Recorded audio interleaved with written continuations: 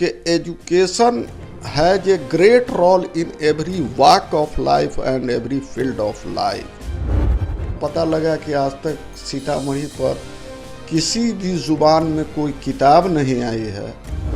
इस पर खोज किया, रिसर्च किया, करने के बाद सालों साल के बाद एक किताब हमारी तैयार हुई जिसका नाम आईना सीतामढ़ी। गवर्नर हाउस से कोई उर्दू की किताब का लोकार्पण नहीं हुआ होगा, लेकिन मेरी किताब को पसंद किया गया। कामयाबी हासिल करने के लिए, सफलता प्राप्त करने के लिए एजुकेशन के अलावा दूसरा कोई रास्ता मेरे लिए नहीं। जितना गंभीर शिक्षक है और सरकार है, उतना ही गंभीर हमारे बिहार के लोगों को भी होना पड़ेगा, गार्जियन को भी होना पड़ेगा। नमस्कार, आप देख रहे हैं विमर्श न्यूज़। मैं हूं आकाश आपके साथ। अभी हम सिटी के पास सुल्तानगंज के मोहल्ले के पास हम मौजूद हैं और हमारे साथ मोहम्मद सफुजमान जी हैं जो कि हाई स्कूल में प्रिंसिपल हैं। पहले ये राघोपुर में भी पोस्टेड रह चुके हैं जो कि तेजस्वी यादव का गढ़ रह चुका है, और उसके बाद अभी ये वैशाली ज़िले में पोस्टेड है। इनकी लाइफ कैसी रही है, कैसे ये इस मुकाम पर पहुँचे, और इसके पहले इन्होंने बहुत सारी किताबें भी लिखी हैं। साथ में ये इनका उर्दू और हिंदी दोनों ही भाषाओं पे बराबर से इनका पूरा ज्ञान है। इस पर भी बात करेंगे। सर, आपका स्वागत है विमर्श न्यूज़ चैनल में। जी, आप सफयुजमान जी ये बताइए कि आपकी पढ़ाई कहाँ से हुई और कैसे आपने ये मुकाम हासिल किया, प्रिंसिपल बने, और अभी आपकी कितने साल की नौकरी बची है? मेरा नाम हुआ डॉक्टर मोहम्मद सफयुजमान और मेरा घर है सीतामढ़ी के परिहार ब्लॉक में बेथा गांव, और जो नेपाल और हिंदुस्तान के सरहद पर कायम है। और वहाँ से मैं पटना आया और यहाँ एमए किया, बीएड किया, पीएचडी किया। ये हाई स्कूल की जो बहाली होती थी, जिसमें मेरी बहाली हुई, वो स्कूल सर्विस कमीशन से हुई, विद्यालय सेवा बोर्ड से। जी, तो अपने बारे में बताएं कि कैसे आपने यहाँ आपने स्कूलिंग की, उसके बाद कैसे आप इस नौकरी में गए? गांव से पढ़े, सरकारी स्कूल से पढ़े, पटना है, यहाँ पटना यूनिवर्सिटी से बीएड किया, पटना यूनिवर्सिटी से पीएचडी किया, बिहार यूनिवर्सिटी से एमए किया, और जो सामान्य होता है उस तरह से पढ़ाई की हमने। और लिखने पढ़ने का शौक़ शुरू से रहा, और मैं जानता हूँ कि कोई भी कामयाबी हासिल करने के लिए, सफलता प्राप्त करने के लिए एजुकेशन के अलावा दूसरा कोई रास्ता मेरे लिए नहीं। क्योंकि मुझे विरासत में कोई इतनी बड़ी चीज़ नहीं मिली है जिससे हमको कुछ मिल जाए। विरासत में भी बहुत कुछ मिल जाता है। अब कोई बड़ा लीडर का बेटा है तो लीडर मिल जाता है, डॉक्टर का बेटा डॉक्टर, बिजनेसमैन का उसको गद्दी, बाप की गद्दी नसीब होती है, राजा का बेटा है राजा है। और हम बिल्कुल देहात के, नेपाल के सरहद के, तो हमारे अलावा दूसरा कोई ऑप्शन ही नहीं था। तो मेहनत तो हमने की, लेकिन जो मिल गया उसी को मुकद्दर समझ लिया। लेकिन लिखने पढ़ने का शौक़ आज भी है। हम लिखते हैं, पढ़ते हैं, और किताबें भी आई। और सबसे बड़ी चीज़ है कि हमने सीतामढ़ी पर किताब लिखा, जहाँ मेरा जन्म स्थल है, जन्म स्थान है। और सीतामढ़ी हिंदुओं के सेंटीमेंट के मुताबिक, चूँकि वहाँ सीता की जननी है, इसलिए पूरी दुनिया से वो मुकद्दर सरजमीन मैं उसको मानता हूँ।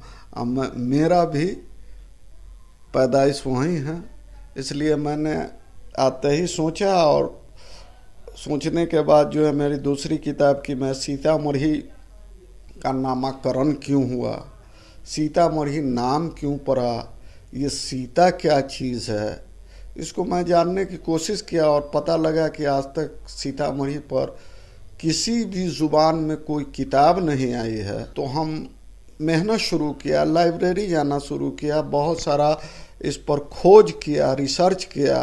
करने के बाद सालों साल के बाद एक किताब हमारी तैयार हुई जिसका नाम आईना सीतामढ़ी। उसको बिहार तो आईना सीतामढ़ी में क्या क्या बातें आपने भूमिका में देखी है?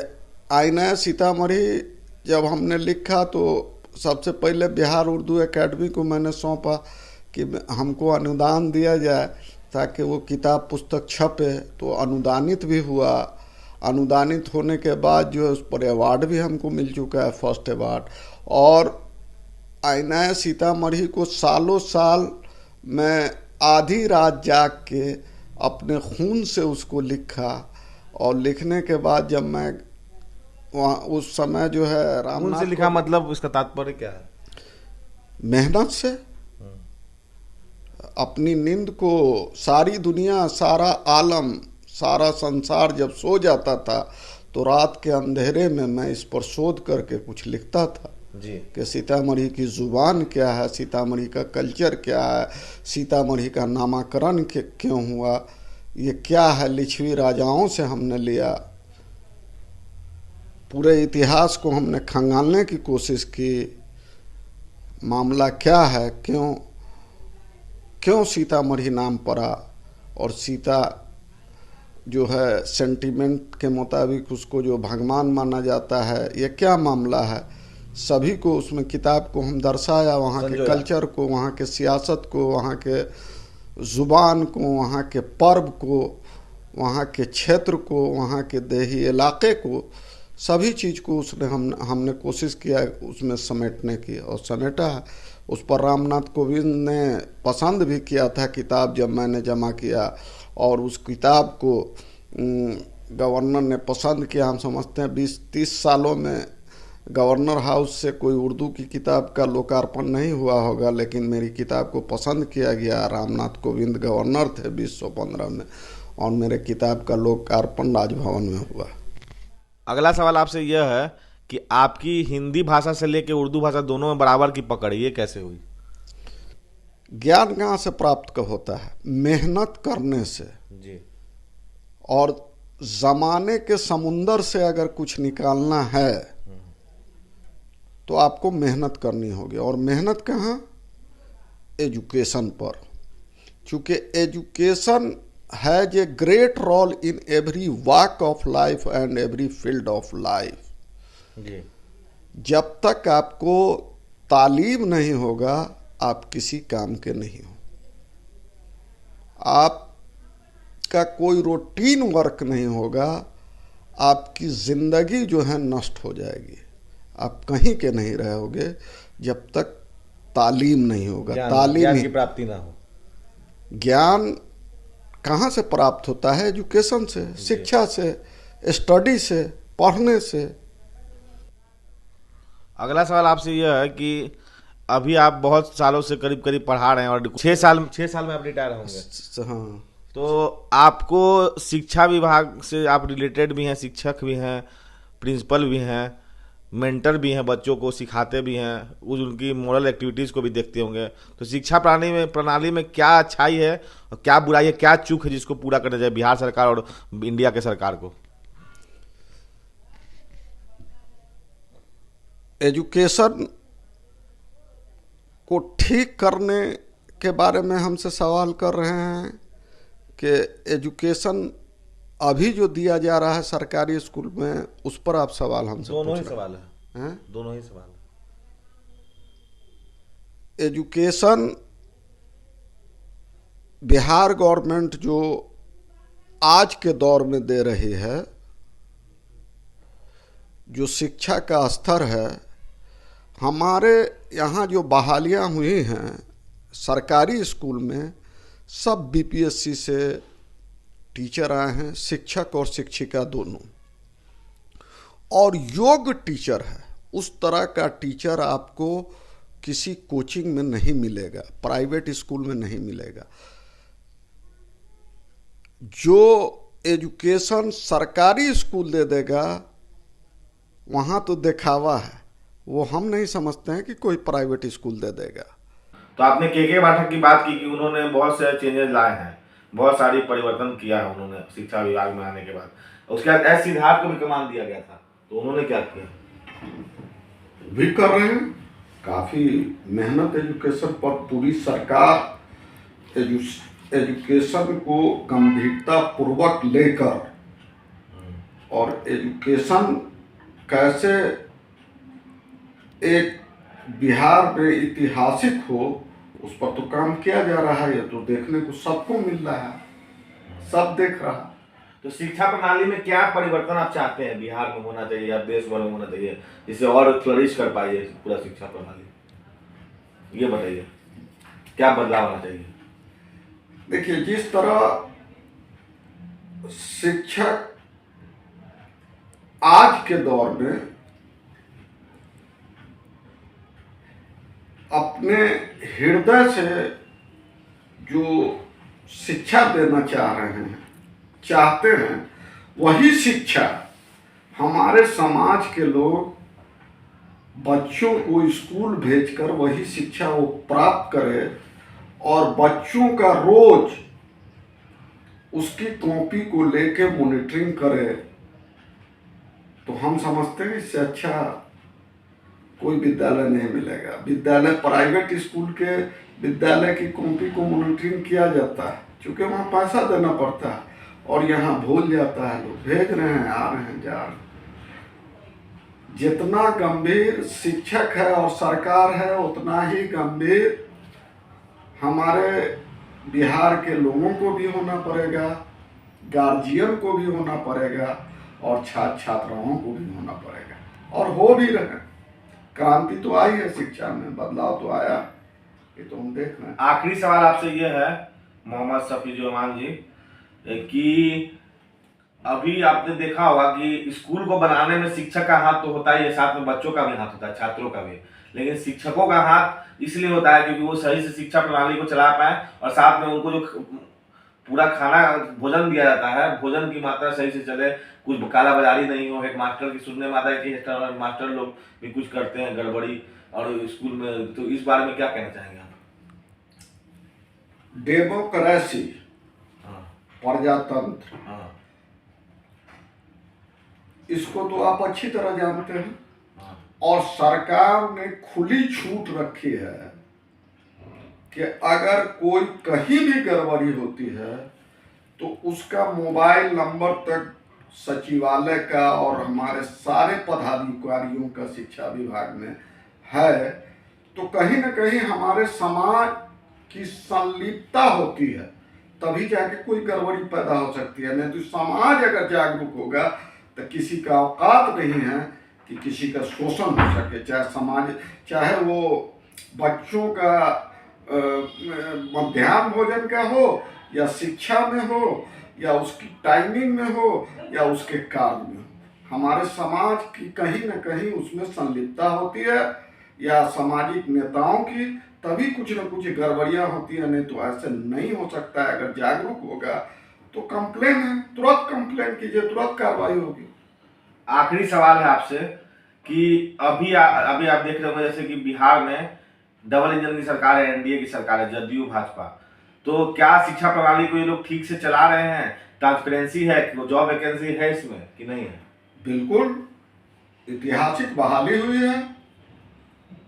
सारे स्कूल में जो कमियां हैं उसको दूर की जा रही है। सब कुछ, जो मैं लगभग 27 साल से सेवा में हूं, इस तरह का बदलाव, चेंजिंग हमको तो पहली बार देखने को मिल रहा है।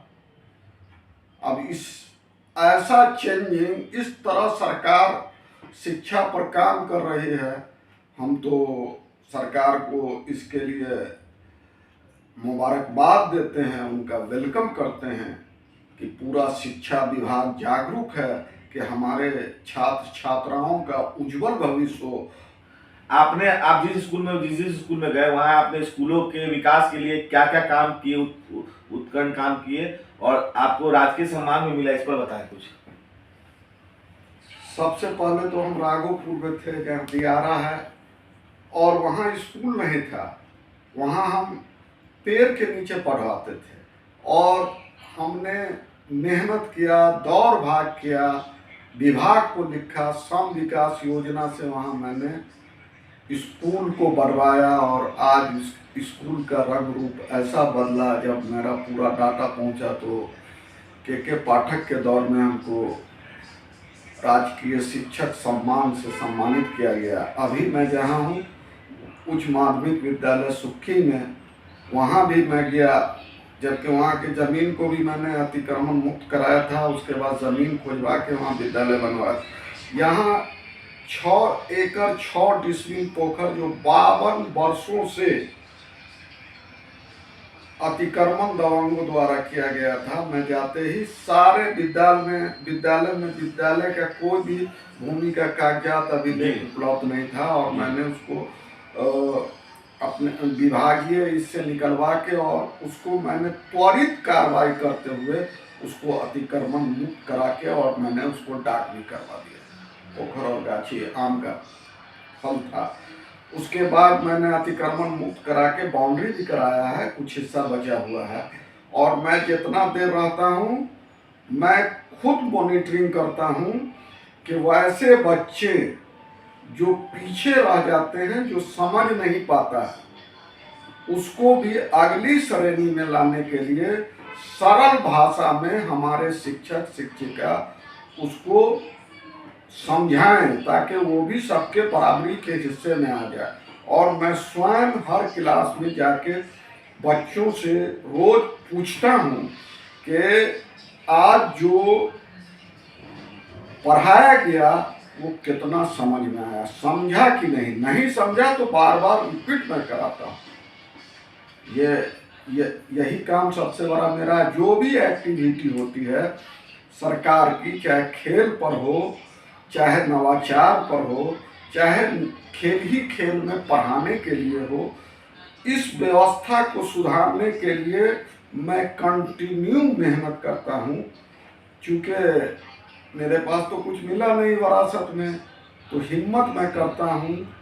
हिम्मत तो हमारा शौक़ है, अब मेहनत तो हमारा काम है, लेकिन फिर भी चाहता हूँ कि एजुकेशन से, हमारे इल्म से भारत का नाम ऊंचा हो, इस पर मैं काम कर रहा हूँ। मेरी 3 पुस्तकें आ चुकी हैं जो बिहार सरकार तीनों पुस्तक का नाम बता दीजिए। एक आईना सीतामढ़ी है, एक अब्दुल मुगनी एक अबकरी शख्सियत है। मुगनी साहब का संघर्ष जो है उर्दू को दूसरी सरकारी जुबान दिलाने में बिहार में उनका एक अहम भूमिका, एक अहम रोल है, इसलिए मैंने उन पर भी एक पुस्तक लिखी है। उस पर भी फर्स्ट अवार्ड हमको उर्दू अकेडमी दे चुका है। कि शिक्षा प्रणाली अभी जितनी सुधरी हुई है इस डबल इंजन की सरकार में, पहले कभी नहीं था। इनकी 5 से 6 साल की नौकरी अवधि बची हुई है और इनको रामनाथ कोविंद से लोकार्पण इनकी किताब का किया गया था, जो कि उर्दू किताब थी। और इनका यह भी कहना है कि सिस्टम में कोई ना कोई फॉल्ट ही रहा होगा, तभी शिक्षा प्रणाली में कुछ दुविधा आती है। अगर सिस्टम सही चलेगा तो कोई चीज़ कहीं भी कुछ फॉल्ट नहीं होगा, समाज आगे बढ़ेगा। और साथ साथ इनका कहना है कि उर्दू और हिंदी लैंग्वेज में, भाषाओं में इनकी पकड़ इसलिए है क्योंकि मेहनत है, इनको विरासत में कुछ खास मिला नहीं। तो ये थी इनकी कहानी, इनकी ही जुबानी। आपको ये हमारा वीडियो कैसा लगा? हमारे समाज के अनछुए पहलू से आपको रूबरू कराते रहेंगे। तब तक लिए देखते रहिए विमर्श न्यूज। अगर आप यूट्यूब पे देख रहे हैं तो लाइक करें, सब्सक्राइब करें तथा बेल आइकन जरूर दबाएं। फेसबुक देख रहे हैं तो हमारे पेज विमर्श लाइव पे जरूर आए। साथ ही हमारे इंस्टाग्राम हैंडल और एक्स हैंडल पे भी जाएं और वीडियोस को देख सकते हैं। और अगर हमारी वेबसाइट vimarsnews.in पे भी जाके ताज़ा खबरों को पढ़ सकते हैं।